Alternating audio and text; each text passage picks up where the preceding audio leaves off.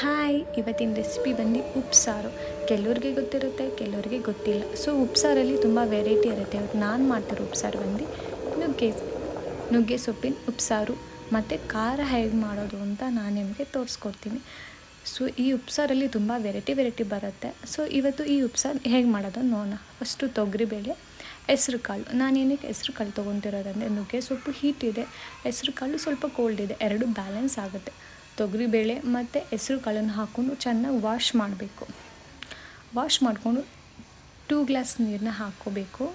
So ಕಾಳು ಬೇಯಬೇಕಲ್ಲ, so ಅದಕ್ಕೇ ಸ್ವಲ್ಪ ಅರಿಶಿನ, ಸ್ವಲ್ಪ ಉಪ್ಪು ಹಾಕ್ಕೊಂಡು ಲಿಡ್ ಕ್ಲೋಸ್ ಮಾಡಿ 1 ವಿಷಲ್ ಇಲ್ಲ 2 ವಿಷಲ್ ತೊಗೊಂಡ್ರೆ ಸಾಕು. ಮತ್ತು ಇದಕ್ಕೆ ಮೇನ್ ಬಂದು ಖಾರ ಹೇಗೆ ಮಾಡೋದು ನೋಡೋಣ. ಬೆಳ್ಳುಳ್ಳಿ, ಡ್ರೈ ಚಿಲ್ಲಿ, ಜೀರಿಗೆ ಮತ್ತು ಪೆಪ್ಪರ್, ಹುಣಸೆಹಣ್ಣು, ಸ್ವಲ್ಪ ಇಂಗು ಮತ್ತು ಕೊತ್ತಂಬರಿ, ಉಪ್ಪು. ಸ್ವಲ್ಪ ಪ್ಯಾನ್ ತೊಗೊಂಡು ಆಯಿಲ್ ಹಾಕಿ ಸ್ವಲ್ಪ ಡ್ರೈ ಚಿಲ್ಲಿನ ಯಾವತ್ತೂ ರೋಸ್ಟ್ ಮಾಡ್ಕೊಂಡು ಹಾಕ್ಕೊಂಡ್ರೆ ಒಳ್ಳೆ ಟೇಸ್ಟ್ ಬರುತ್ತೆ. ಹಂಗಂಗೆ ಹಾಕಿದ್ರೆ ಮೆತ್ತಗಿರುತ್ತೆ. ಸೊ ಅದಕ್ಕೋಸ್ಕರ ಡ್ರೈ ಚಿಲ್ಲಿನ ರೋಸ್ಟ್ ಮಾಡ್ಕೊಳ್ಳೋಣ. 15 ಡ್ರೈ ಚಿಲ್ಲಿ ಹಾಕ್ಕೊಳ್ಳಿ, ಚೆನ್ನಾಗಿ ರೋಸ್ಟ್ ಮಾಡ್ಕೊಳ್ಳಿ. ಈ ಖಾರ ಏನು ಇವತ್ತಿಗೆ ಇಷ್ಟು ಆಗಲ್ಲ, ನೆಕ್ಸ್ಟ್ ಡೇ ದಿನಕ್ಕೂ ಆಗುತ್ತೆ. ಬೇರೆ ದಿನಕ್ಕೆ ಅಂದರೆ ನೀವು ಕರ್ಡ್ ರೈಸ್ ಮಾಡ್ಕೊಂಡಾಗ ಕೂಡ ಹಾಕ್ಕೋಬೋದು. ಸ್ವಲ್ಪ ಉಪ್ಪು ಹಾಕಿ ರುಬ್ಬಿದ್ರೆ ಖಾರ ರೆಡಿ. ಸೊ ಬೇಳೆ ಬಂದಿತ್ತಲ್ಲ ನೋಡಿ, ನಾವು ಹೆಸ್ರು ಕಾಳು ನೆನೆಸೇ ಎಲ್ಲ ಹಾಗೂ ಪರ್ಫೆಕ್ಟಾಗಿ ಬೆಂದಿದೆ. ಆಮೇಲೆ ನುಗ್ಗೆ ಸೊಪ್ಪು ಇದನ್ನು ಕ್ಲೀನಾಗಿ ಎತ್ತಿಟ್ಕೊಂಡಿದೆ. ಸೊ ನೀವು ಕೂಡ ಕ್ಲೀನಾಗಿ ವಾಶ್ ಮಾಡಿ ನೋಡಿ ಹಾಕ್ಕೊಳ್ಳಿ.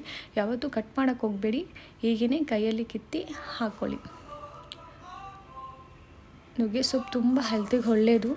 ಸೊ ಇದಕ್ಕೆ ನಾವೇನು ರುಬ್ಬಿಟ್ಕೊಂಡಿದ್ವೋ ಖಾರನ ಅದನ್ನು 1 ಟೇಬಲ್ ಸ್ಪೂನ್ ಹಾಕ್ಕೊಳ್ಳಿ. ನಿಮ್ಗೆ ಎಷ್ಟು ಖಾರ ಬೇಕೋ ಅಷ್ಟು ಹಾಕ್ಕೊಂಡು, ಸೊ ಇದಕ್ಕೆ ಸ್ವಲ್ಪ ಉಪ್ಪು ಹಾಕಿ ಚೆನ್ನಾಗಿ ಮಿಕ್ಸ್ ಕೊಡಿ.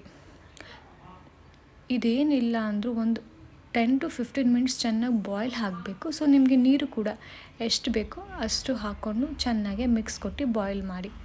ಆ ನಂತರ ಒಂದು 15 ಮಿನಿಟ್ಸ್ ಆಮೇಲೆ ಚೆನ್ನಾಗಿ ಬೆಂದಿರುತ್ತೆ. ಸೊ ಸಪ್ರೇಟ್ ಮಾಡಿ, ನೀರು ಒಂದು ಕಡೆ, ಸೊಪ್ಪು ಒಂದು ಕಡೆ.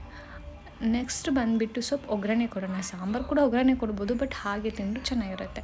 ಸೊ ನಾನು ಒಗ್ಗರಣೆ ಕೊಡ್ತಾಯಿದ್ದೀನಿ ಸೊಪ್ಪಿಗೆ, ಪಲ್ಯಕ್ಕೆ. ಸೊ ಎಣ್ಣೆ, ಸಾಸಿವೆ, ಒಣಗಿದ ಮೆಣಸಿನ್ಕಾಯಿ ಮತ್ತು ಆನಿಯನ್ ಮತ್ತು ಉಪ್ಪು ಹಾಕ್ಕೊಂಡು ಲೈಟಾಗಿ ಫ್ರೈ ಮಾಡಿ. ಡೀಪಾಗೇನು ಫ್ರೈ ಮಾಡಬೇಕನ್ನೋ ಅವಶ್ಯಕತೆ ಇಲ್ಲ.